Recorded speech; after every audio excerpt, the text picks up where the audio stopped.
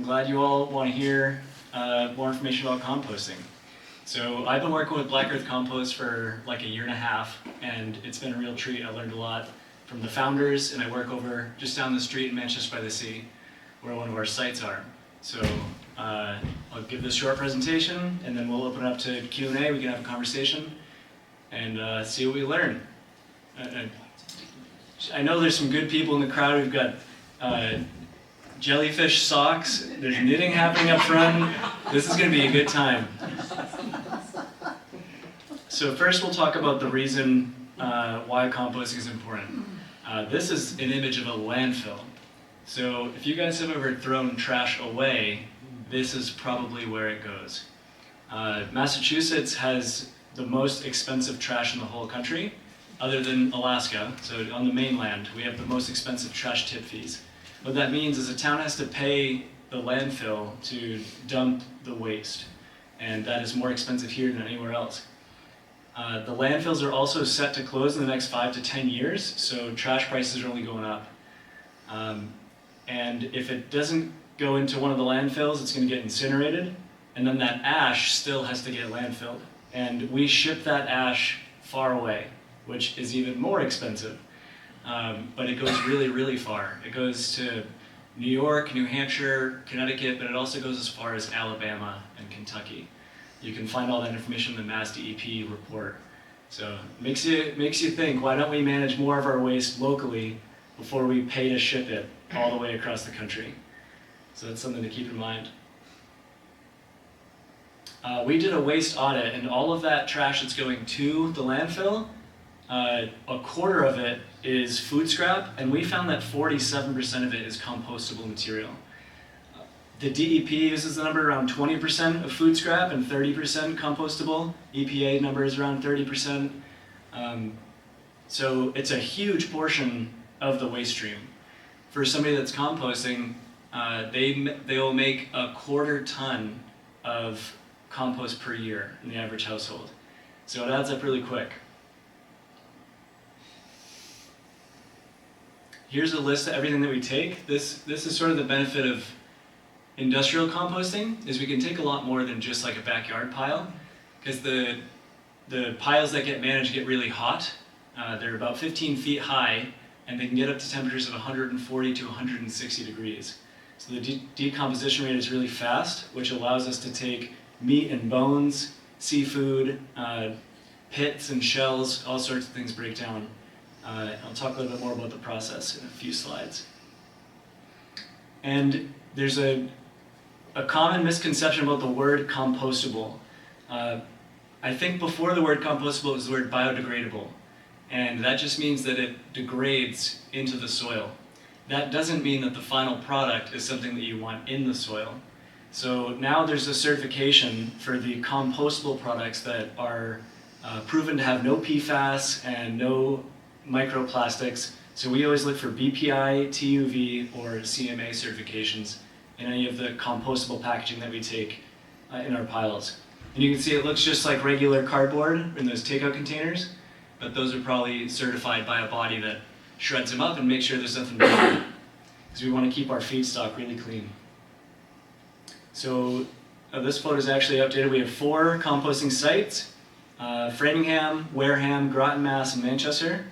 And I work at the one in Manchester, and that's where we take the food scrap for it to get turned into soil.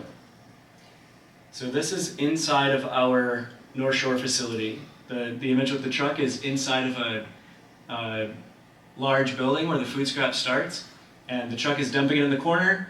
Behind the truck is a pile of leaf scrap where it gets mixed immediately, and then for a month there are separate bays in the back, A, B, and C week. And then it comes out the back, up the hill, and then it's processed for roughly 6 more months until it's turned into a finished product. And then the picture on the right is our screener. So at the end of the process, the food is broken down, the leaves are broken down, and we screen it to 1/8 of an inch, and the only thing that gets through are fruit stickers. And you can see that it kind of forms a pyramid as it's falling, and we have hired pickers to pick all the fruit stickers out, and they get a bonus if they fill a bucket. So their incentive is there to get as many fruit stickers as they can. if any of you want to volunteer, we're always looking for volunteers. Here's an image of the Manchester site from on top of the hill. This is kind of where the office is. It's just a trailer on top of the hill. But that huge building hosts all the smelly stuff. So when it's dumped is when it's probably smelliest. And that big black tube is negatively aerated. So it pulls the air out of that building and then into this wood chip pile that's now grass. This is an old photo. But that's called a biofilter. So you can walk by this building in the summer. If the doors are closed and we're not moving stuff around, you can't smell it. We work up on the hill, it's not bad at all. And then on the days where this back door is open and we're moving the compost up the hill, it definitely smells. It's not like a dumpster, but it's an earthy, it smells like it would at a petting zoo. It's not disgusting, but it's definitely not something you want to smell all day. But that's why our sites are not in residential areas. But that building really helps a lot for that initial stage. Here's our Groton site, and a little bit of information on how we run our compost sites. The municipal, or the Manchester and the Groton sites are both on municipal land, so the benefits go to the residents. So people in Manchester and Groton can compost completely free. They also have access to the finished product, but I really like this photo because it shows you can see the process happening over time. The food scrap will start inside the little white building, and then it starts in those first two piles where it's a lighter color. And most of the food scrap is broken down, so rats and birds are interested in it. But just in case, we cover it with more leaf scrap and wood chip. So that's why it's a little bit lighter. And then as it mixes in, all the food scrap is gone, and then it cures. If you don't let it cure, and it's too hot, they call it, there's too many nutrients in it, it can be so nutrient dense that it will kill your plants. And a lot of farmers know this. They know they have to let their compost cure. But we have residents that they're like, why can't I use my backyard pile when it's hot? And we say you could try, but you just have to put a tiny bit instead of piling it on top. But I really like this photo. It's very organized. It's appealing. It doesn't always look like that. So you guys probably know these little green bins. We collect residential, but we also collect from schools, municipalities, and businesses. And the Massachusetts Department of Environmental Protection has goals for making food scrap diversion mandatory in the next couple of years. So their goals for, and this is a rough estimate, but they said by the end of 2028, they want to have all businesses, so all restaurants and schools doing it. And then by the end of 2030, a percentage of residents in town. So Topsfield, for instance, has roughly 2,000 households, I think, and there's 213 people active. So that's 10% of the town participating, which is pretty good compared to other towns. So the DEP by 2030 is going to try to ramp that number up to incentivize more diversion, because it's very important. So here's some photos of the school programs. The kids always love it. I think one of my favorite parts is hearing stories from the kids about their aha moment, where they put the food scrap in the bin in the cafeteria, and then we build them a raised bed, and they grow food, and then they eat the food, and they put it back in the bin, and they realize that the soil is coming back, and they're helping create it. There's a beautiful story of this woman in Lexington. She's a gardener, and every day after school, this young boy would come by and learn gardening tips. And one day he saw a Black Earth Compost bag, and he goes, "No way, I give my food to you to have that stuff." He's like, "I'll even not finish my meal sometimes to make sure that somebody gets turned into soil." And it was such an adorable story. But the kids are really excited about it. When we're in elementary schools, they're thrilled to tell their parents. And we do school fundraisers and referral programs. So if a resident signs up and puts the name of a school, the school gets $10. And if we get a certain amount of people to do that, we could donate a raised bed for free and fill it with soil. We have a few new products. So the green one is our original compost. We've always done leaf mulch, but now we have a potting soil blend. We partnered with Neptune's Harvest, and a biochar blend, which is it's essentially kiln-dried wood, but it's very porous, so it attracts nutrients and it helps your plants grow. I'm new to the biochar blend. I'm not on the compost side, so they could talk a lot more about that. But I know it's a really high-quality product, and if you want to learn more, we'd be happy to chat about it. Here's some photos of the end product, delivering high quality compost and soil. A lot of our finished product goes to farmers because they need a lot of it. We also, if you sign up as a resident, you get a voucher for a bag per year. And there's tons of community gardens that we work with that if enough people donate, we'll dump a big thing of compost at their community garden and get more vegetables grown. Because that's the whole point, right? This is a photo, I think this is in Needham. They had 150 raised beds installed, I think it was 2 years ago. And the first summer we built them, all of them filled up. There's a huge need for people wanting to grow food. And I also think it's such a great way to build community. Gardening is such a complex hobby. I think people of my age are less interested in it, and I wish they were more interested because it's so complex. You could try to grow a few fruits and vegetables and learn so much. And I really think it's important to have community gardens and raised beds everywhere. So I'm always happy to see 150 go up in different schools. Our whole model is based around a circular economy and full circle sustainability. So our current model is we ship our trash really far away. There's nutrients in the food that are being wasted when we landfill them. So if we keep it local and we have more compost sites in small areas, we'll reduce trucking miles, and then we'll be able to see the direct result of us not wasting our food scraps. So it's just a quick image of the circular economy and how it all comes together. And I think that's it. I had a few stats on Topsfield, I think I mentioned it. So Topsfield has 213 people active. The rebate was mentioned, which is amazing. They're doing great work in the town, pushing for incentives and spreading the word. There's a density discount. If the town reaches a certain amount of people, we can offer a cheaper price. So that's set at 350 people. And yeah, 10% is really good. We see that towns that offer rebates like the free bin, money back, they get a lot higher participation rate. It's really common to see people that are paying for it level out around 5%. That's like the eco-minded people that don't mind paying for it. And then in a completely free town, we see it go up to 20, 30, 40, even 50% participation. So it's encouraging to see like when the service is paid for, people are definitely interested. There just might be the financial barrier for some people. But that's my presentation on compost. Thank you all for listening. And I could take any questions if you have any questions. I have a leaf pile that's taller than I am. Oh, nice. What do you know, it's obviously not going to fit in the bin. Yeah, little by little, right? They come back. Yeah. They will reappear. Right, it's funny you say that because this year is the first year that they've had trouble on site getting leaves. Because a lot of people that have the backyard bins, they put their food scrap in it, they don't mix it with leaves. And the leaves are the most essential part, the carbon to nitrogen ratio. So I'd say get your neighbors involved. Share your leaves. You come and get them? Yeah, well we collect leaf scrap. We have I mean, like a giant loose pile? in bags. Okay. Yeah, we could probably talk about a pile, but we do, you could get a yard waste bag from like Home Depot and buy stickers on our website. It's $35 for 5 stickers. And you just put a sticker on. Do you subscribe for the service? Oh, yeah.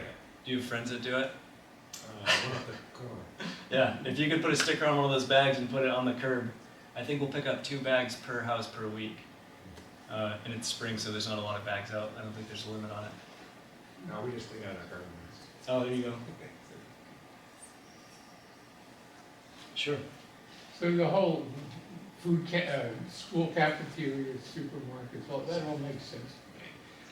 I'm just wondering, what is the carbon footprint of picking up little green containers at houses that are a mile apart? Mm-hmm. I mean, you got this maybe diesel truck, I don't know, Yeah. driving down the road.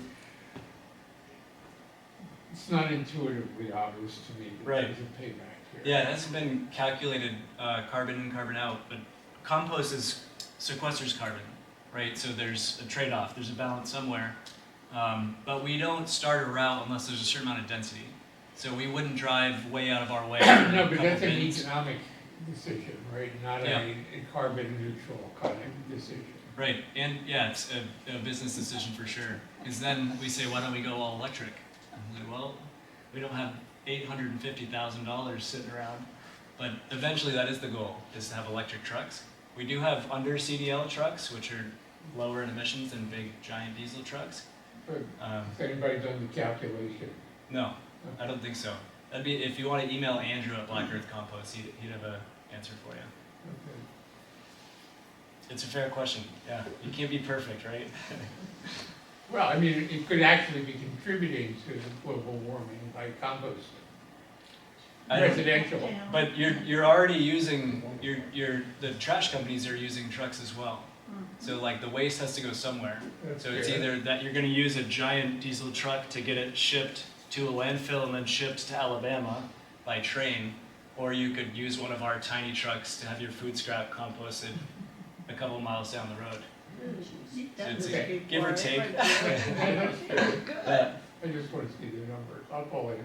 for sure, yeah. I'll text him. No, go ahead, you were up I have two questions. Sure. Andrew. So the big green bag that you put in the bin, Mm-hmm. does it matter if you put another smaller compostable bag of food scraps inside? Nope.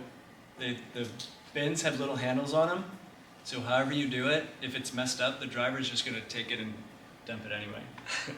Oh, So you're saying you do have to double bag the green bags to keep them clean? no, I mean, I usually put like a kitchen size scrap bag in the freezer, Mm-hmm. and at the, at the end of the week when I collect it, I fill them, I put them all in the one big green bag. Yeah. But sometimes I need to put a small, it's falling apart in the bag too. Yeah, that's totally fine. Yep. And then the other question was, if you get takeout food from a restaurant, it says compostable on it, does it have to have the exact symbols that you have shown on your flyer? We would like it to, yes. Because if it says compostable, but it's not from a certified body, it might just be a company that's saying it's compostable so they can charge more money for it. And then it has plastics in it. So it's fine once or twice in the pile, right? The volume definitely matters. But then if every person started using that and it gets into the feedstock, then we're gonna have plastics in our final product, right? So when it's volume, like we're doing industrial for residents, you definitely wanna check the certification on it. And If it says BPI, but it doesn't have the same picture. if it says BPI, it'll be, it's okay? yep, because they trademark that. So if it says BPI anywhere on there, that's gotta be true or it's illegal, and they'll get them. They'll take them down. Gotta have faith. It's tricky too because I think it's world centric. It has I think it's TUV certified on their packaging, like the package that the cups come in, but it doesn't say it on the cup itself. So every once in a while we'll get a cup and it'll say compostable. I'm like, where did we get these? Because it's in the office. And they're like, it's world centric, it's fine. But why wouldn't they post it on the cup so people know? So sometimes you have to do a little digging, but yeah, we would prefer the label be on it.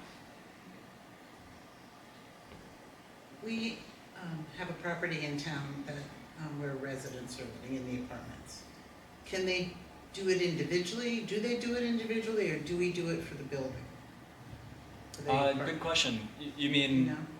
you pay for it for the whole building and you're asking if other people in the building can do Well, it? can I, or do they have to sign up as the individual residents with their apartment numbers? I'm not sure how you do the sign-ups. I don't think so. I think you could sign up and have the bin there. As long as somebody's using it and putting it out, we'll pick it up. Okay. Yeah, as long as the address is verified and it's on route. Yeah, good question.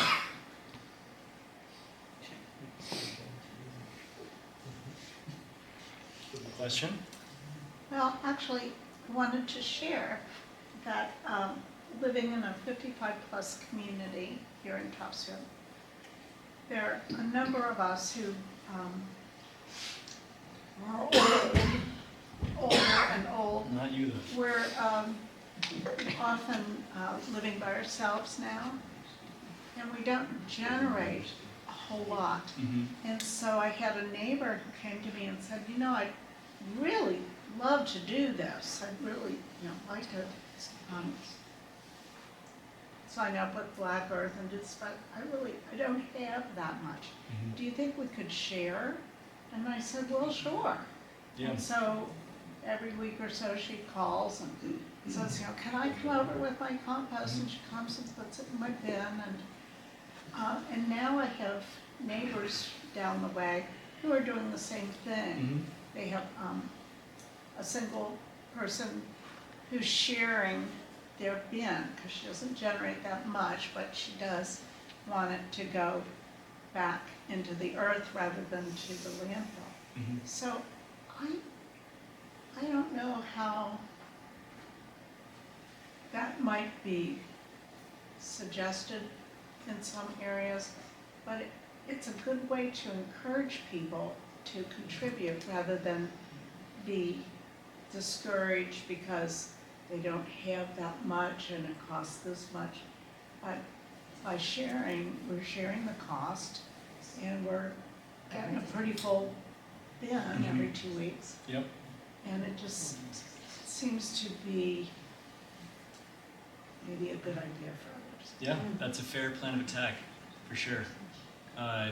She's saying if you don't generate that much food scrap and you want to share the 13-gallon bin with a couple neighbors, is that a good way to collaborate? And we think, sure. If you're not filling the bin up and you want to split the cost between a couple people, that's totally fine. We worry if the bin gets overly full, and we'd say split it up. And there are even some like single families that fill it up all the way. And we also do the every other week pricing if somebody doesn't fill it up all the way. We don't directly advertise that, but we're totally fine with people. I think it comes up every single time we do a talk like this. Say, I share a bin, is that okay? They sure. So, oh, that's strict, there's no rules.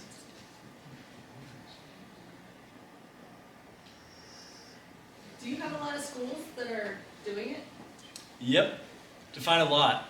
How many schools do you think we got? I mean, around like the North Shore. Yeah, we do 125 schools. Wow.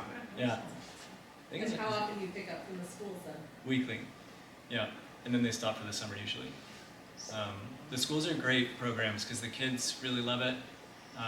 It's only one touch point is the cafeteria staff. So usually we start in the back of the house, so there's no contamination. It's just a few people that know to put the food in that bin. That bin goes outside. One snafu, like one downside to it this year, was the winter was so cold that it wasn't just us, but every trash company had bins freezing. So you then have a big, giant, frozen block of food scrap for a week or two. And it's only if the bins are in the shade, but that's something that happens.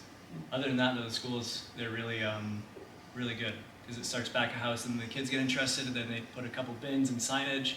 The green teams get involved, and there's gardening involved. It's just, it branches off into so many different other things.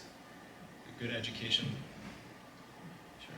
Yeah, I just wanted to point out that the 6 elementary schools in Boxford, Topsfield, and Middleton all compost. They have, each campus has 2 of like the giant, like the size of the trash bins, like the giant green bin. I don't know if it's 45 gallons. Yeah, 48. 48 gallon. So 2 of those per campus every single week. And Masco Middle School and High School also compost. So it's a That's nice awesome. situation. Yeah, it's really good. Schools also, most of the waste coming out of a school is food waste. So we had a story recently in Rhode Island. They had 20 barrels, or they said bags. So 20 bags of trash, and then they switched to composting, and they had 2 bags of trash. So most of what they're throwing away is compostable. So that's why the DEP in the next few years is focusing on schools and businesses. Right now, it's any entity with producing a half a ton or more per week.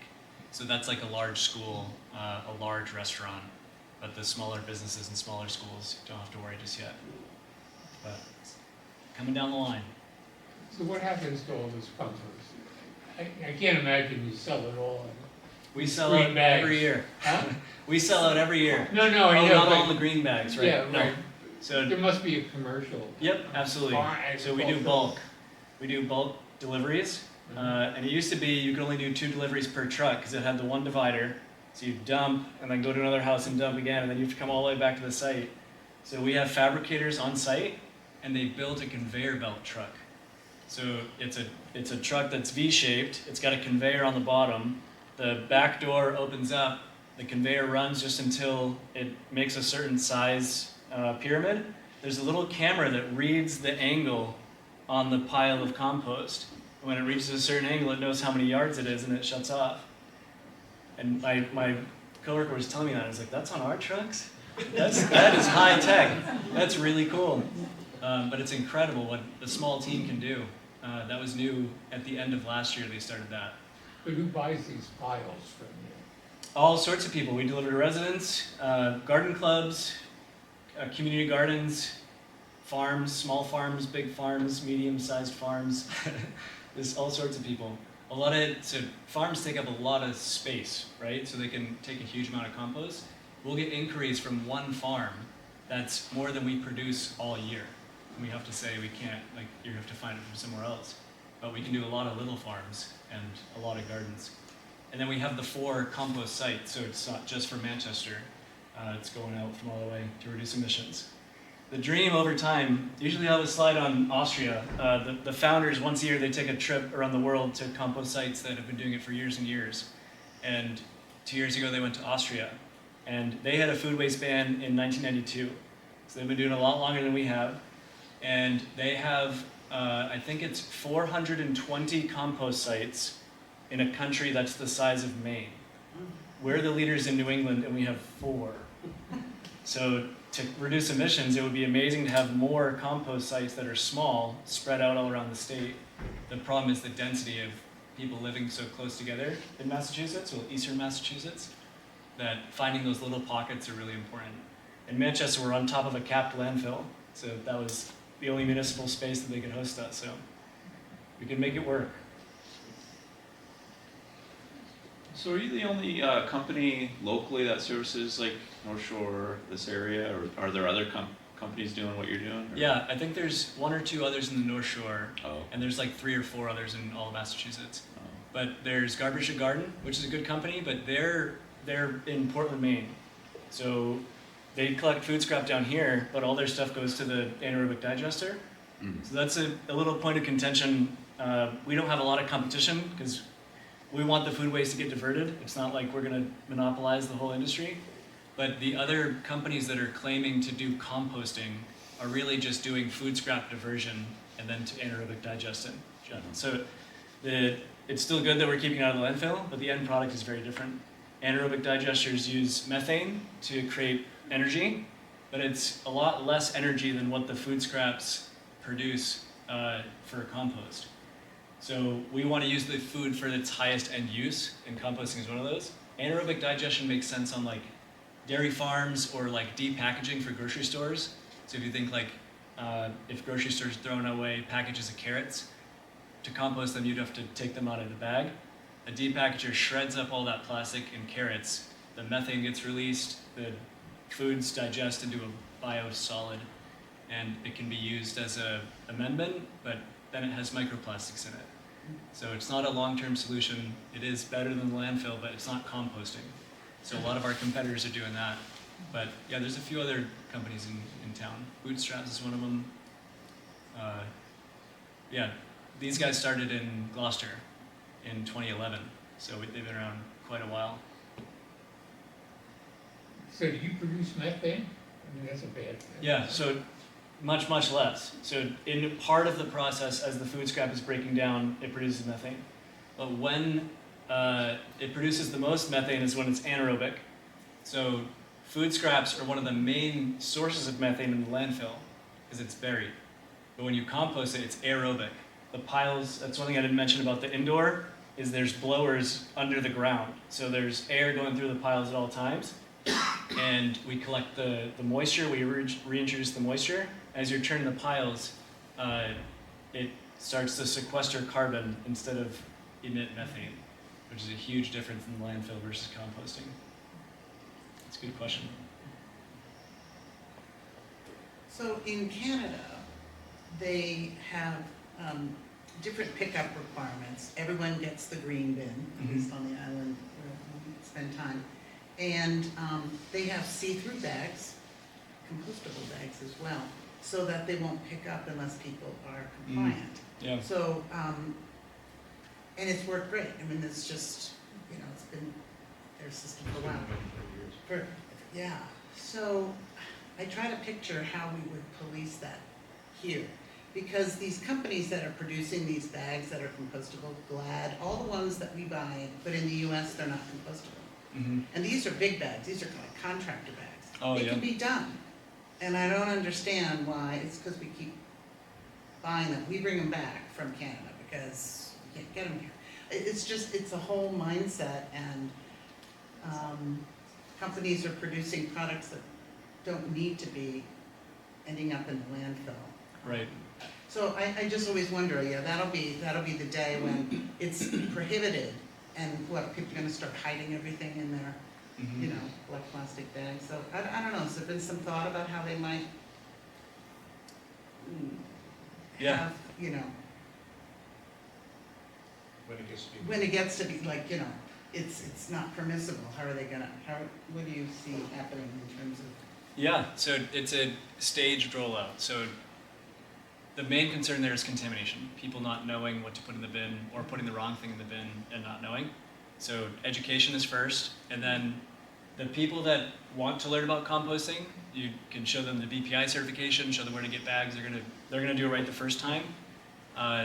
In other states where they made it mandatory overnight, the compost sites got flooded with so much contamination that they had shut down.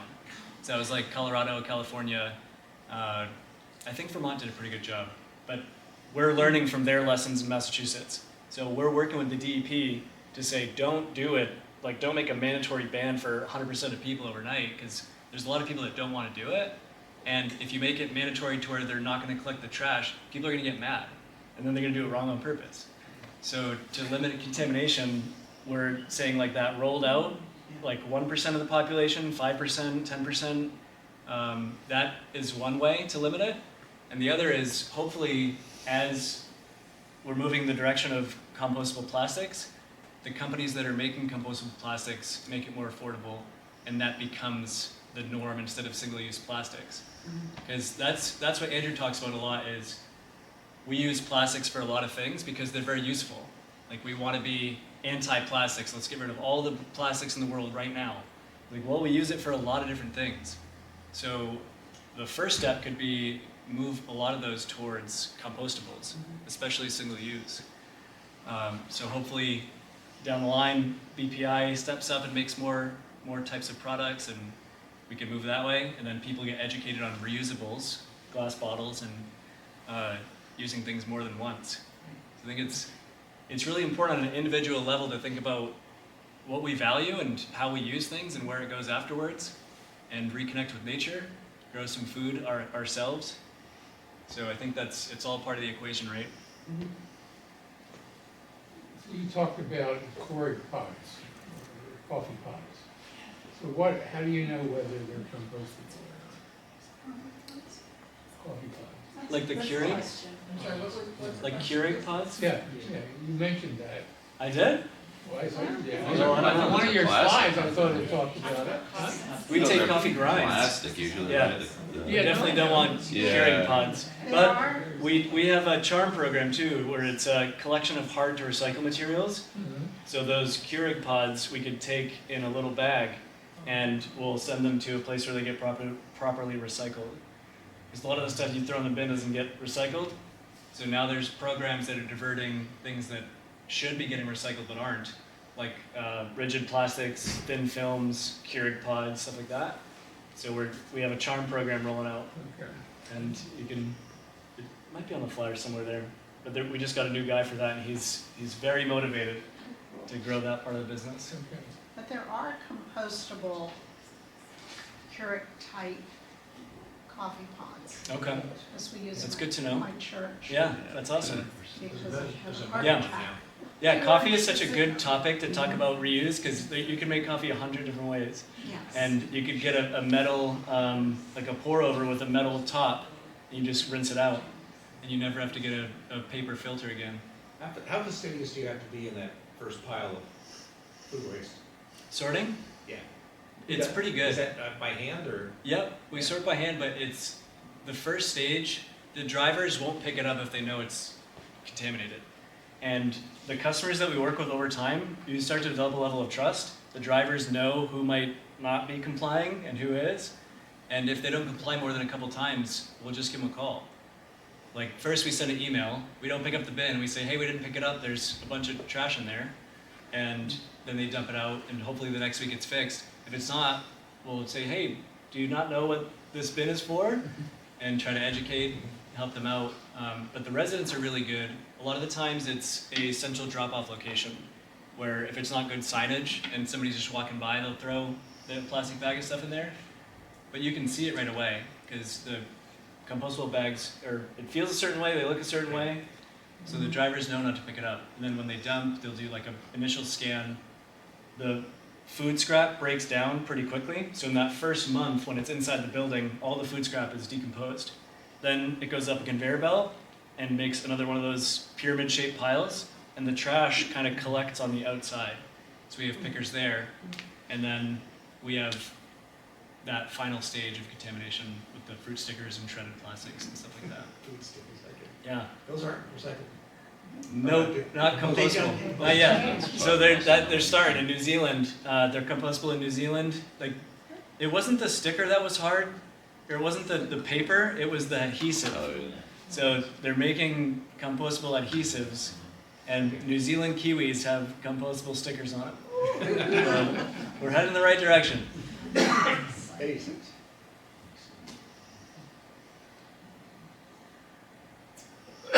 So my brother has a big compost pile back in the woods in rural Pennsylvania, Mm-hmm. and he throws into it anything with carbon, Mm. like newspapers. Yeah. But you won't take newspapers, so what's the deal there? I think we take newspapers. Oh, really? I don't know. Let's check the list.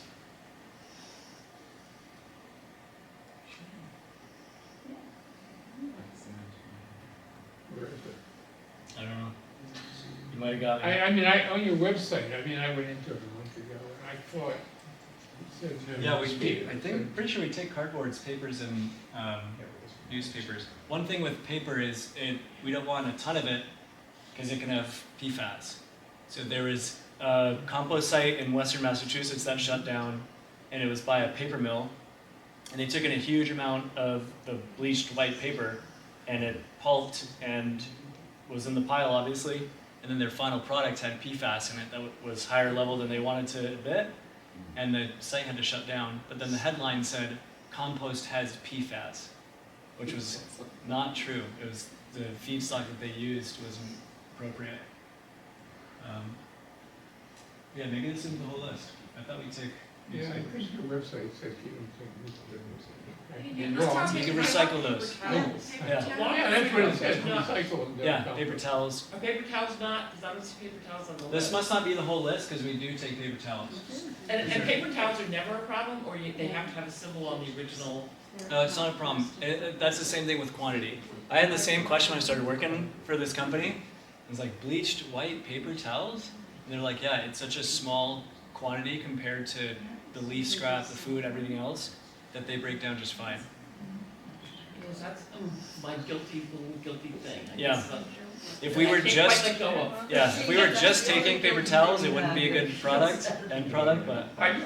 if we were just taking paper and paper towels, it wouldn't be a good end product, but when it's mixed into so many other things. And that's what I remember the initial stuff said, just because you're so hot, you can Yeah. compost, where in a home compost, that would Right. never work. Yeah, it would work over a long time. It wouldn't work in one season. But the other thing I should mention too is we test our end product rigorously as well. So we were testing for PFAS and for microplastics, heavy metals, before it was illegal not to. So now it's mandatory that you test, I think for the past few years. But we like to say there's lower levels of PFAS in our compost than there is in the dust in your home. So if you think like there's polyesters in the clothes you wear, there's like dryer lint has a concentrated level of PFAS, so the compost is really clean compared to other levels. But no heavy metals, no pesticides, herbicides, all that we test for every year.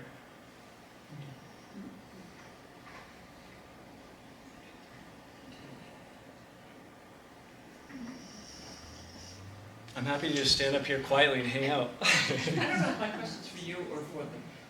I'm, you know, a snowbird, so you can't like be on, be off, be on. You don't have a suspend.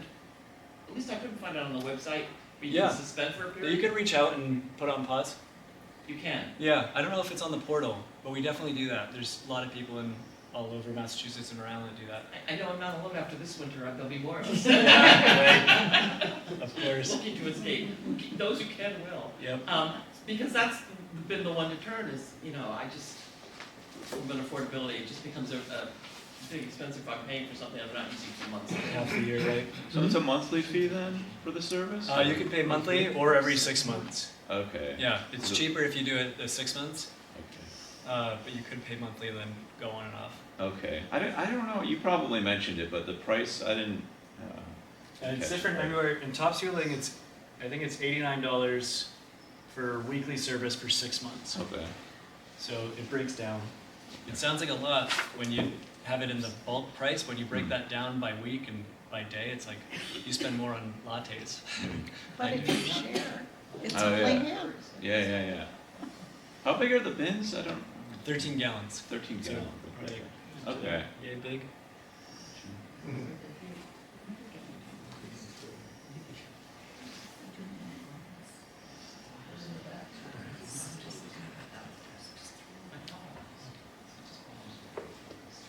You're paid only if you stay?